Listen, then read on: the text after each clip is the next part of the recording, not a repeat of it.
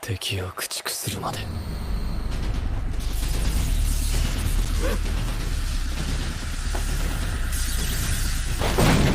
らに高勢力へ宣戦布告は。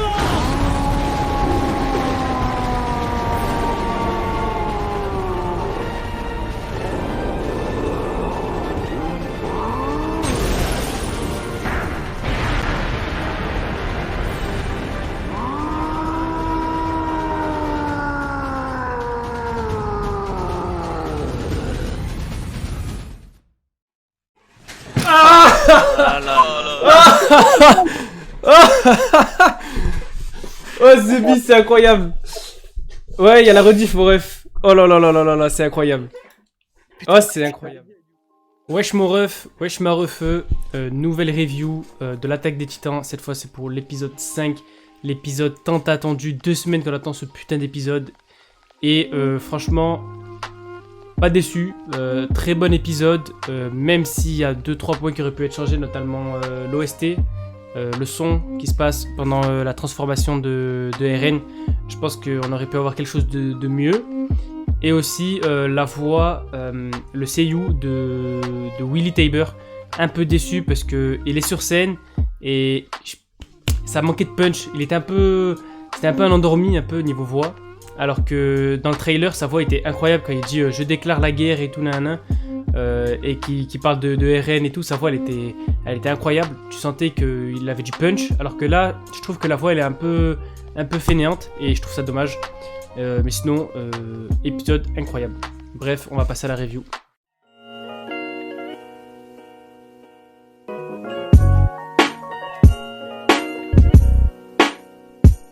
Alors on commence l'épisode là où on nous a laissé, mais avant ça on nous met un petit flashback de Bertholdt, Reiner et Annie qui parlent du vieux qui s'est pendu. Et en fait j'ai l'impression que ce que dit Bertholdt, en fait c'est ce qui se passe entre RN et Reiner quand il dit qu'il cherchait quelqu'un pour juger ses actes. Et c'est un peu comme si là RN jugeait les actes de Reiner. Moi je l'ai vu un peu comme ça. Et bref, donc on reprend cette scène avec Falco qui mentionne le fait que RN s'est entaillé la main. Donc là, on a tous compris que RN à tout moment il pouvait partir en titan.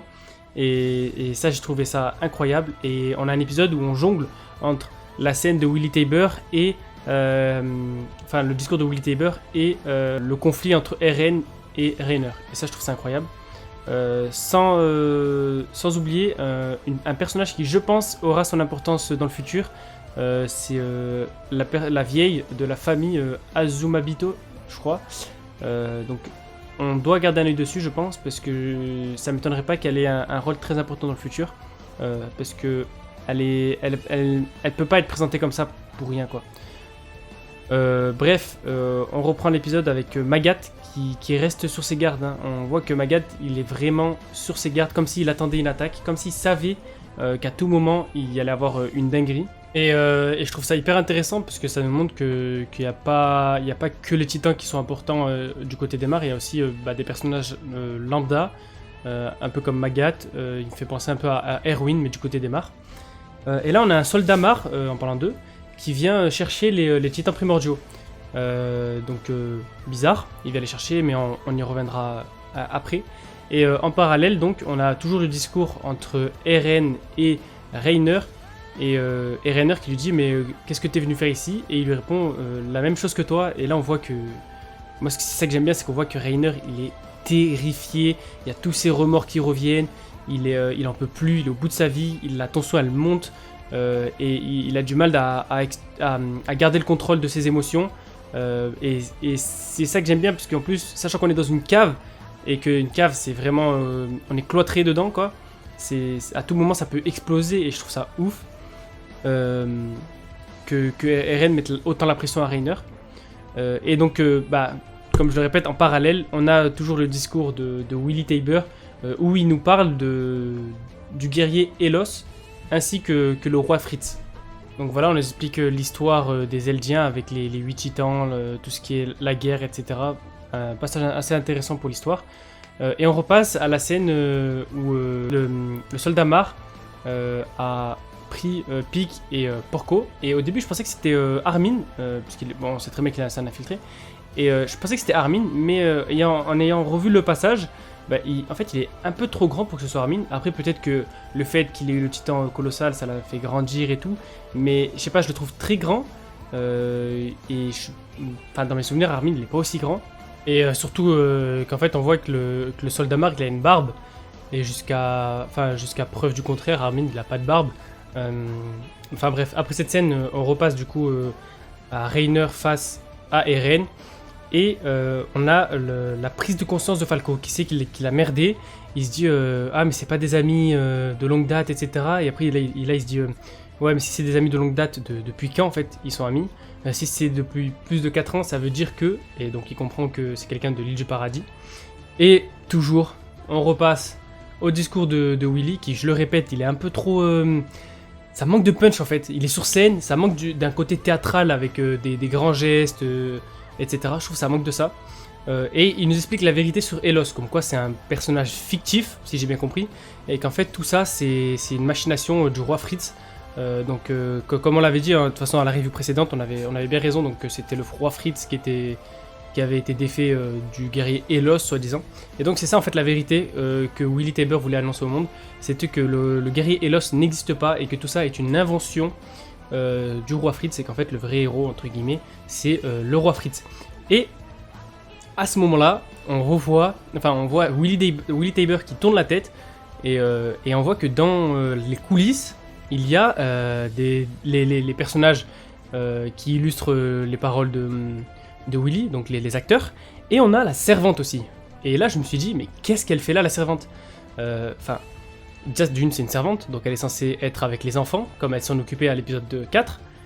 Et déjà, pourquoi il la regarde? Enfin, c'est une putain de servante, genre, elle a rien à faire ici. Et donc bon, je sais que c'est pas Mikasa maintenant parce qu'elle a clairement pas la cicatrice, etc. Mais ça doit être un personnage important. Peut-être qu'en fait c'est elle qui a le titan marteau, c'est possible. Voilà. Et donc après ça, on continue de nous parler du roi Fritz, de ce qu'il a fait quand il est parti s'isoler, qu'il a pris une partie des Eldiens, etc. Et on nous apprend donc, enfin on nous confirme ce qu'on avait vu à la fin de la saison 1, quand on avait vu à la fin de la saison 1 qu'il y avait un titan dans les murs. On nous confirme donc que c'est des titans colossaux et que tous les murs sont faits de titans colossaux. Donc déjà ma première question c'est comment il peut y avoir autant de titans colossaux alors que le titan colossal à la base c'est censé être un titan primordial, donc normalement il n'y en a qu'un. Et là on nous parle de milliers de millions de titans colossaux qui sont dans les murs. Et donc déjà ça c'est un truc de fou. On nous parle de grand terrassement, donc du roi qui pourrait potentiellement contrôler tous ces titans et les envoyer au front pour se battre. Et on nous dit donc que le roi Fritz il ne l'aurait jamais fait parce qu'il a un pacte de non-agression, mais que maintenant que c'est Eren qui a le titan originel, il peut totalement le faire. Et donc toujours en parallèle on a la discussion entre Eren et Reiner, et là on voit que Reiner il veut juste mourir. En fait pour Eren, Reiner c'est juste une victime, c'est comme l'ancien Eren en fait, c'était une victime. Et c'est pour ça qu'il lui dit tu es comme moi, on est les mêmes, etc. etc., etc. Et il lui dit même que tu t'es fait laver le cerveau, qu'est-ce que tu pouvais faire contre ça et tout. Et après là il lui tend la main pour le relever, et moi j'ai directement pensé à la scène où Reiner il relève Eren. Et là Eren il nous dit que son seul objectif c'est de continuer d'avancer et de juste de tuer tous ses ennemis. Et là il se transforme en titan, la scène est incroyable, le titan de Eren est magnifique, il est il est trop beau, il est hyper bien animé. Seul bémol, c'est la musique de la transformation. Je trouve qu'elle est... En fait d'un côté elle est bien, parce que on nous annonce, en fait c'est pas une révélation, ni un truc à suspense, ni quoi que ce soit, c'est l'amorce de quelque chose. Donc dans ce cas-là, l'OST, il est bien, tu vois. On aurait pu mettre l'OST de la transformation de Reiner et Berthold. Sauf que ça, c'était un OST de révélation, c'est un OST qui montait en tension. Alors que là, c'est pas une révélation. On savait qu'il allait se transformer tôt ou tard. Mais je trouve quand même qu'on aurait pu mettre une musique un peu meilleure. Et donc juste pour terminer la vidéo, juste pour revenir en ce qui concerne la servante dans les loges, en fait, après l'ending, donc on nous dit ce qui va se passer au prochain épisode, et on voit le titan marteau qui se transforme. Et on voit qu'il se transforme depuis la scène. Et on sait que ça peut pas être... Enfin, on suppose que ça ne peut pas être Willy Taber, étant donné que Willy Taber, on le voit, il se fait couper en deux par Eren. La scène est incroyable, j'en reviens pas. Bref, il se fait trancher en deux par Eren, donc il est potentiellement mort. Mais vu que la transformation vient de la scène d'où Willy Taber parlait, je pense que ça confirme le fait que la servante est le titan marteau.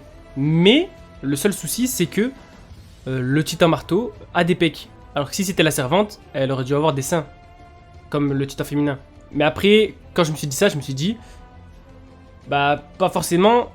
Quand on repense au titan souriant, le titan qui a mangé la mère d'Eren, qui est l'ex-femme du père d'Eren, bah, c'est une femme aussi, et il a pas des seins le titan, donc peut-être que ça n'a rien à voir. Moi en tout cas, je pense que le titan marteau d'armes, c'est la servante du clan Taber. Le soldat mare, je ne pense pas que ce soit Armin, étant donné qu'il a une barbe, mais la barbe a l'air fausse, on dirait une fausse barbe, donc c'est potentiellement Armin, même si au vu de la taille, au vu de la voix, je ne pense pas que ce soit Armin. Donc voilà, on verra. Hâte de l'épisode prochain, ça va être une dinguerie, il va y avoir que de l'action, et voilà. Portez-vous bien, ciao.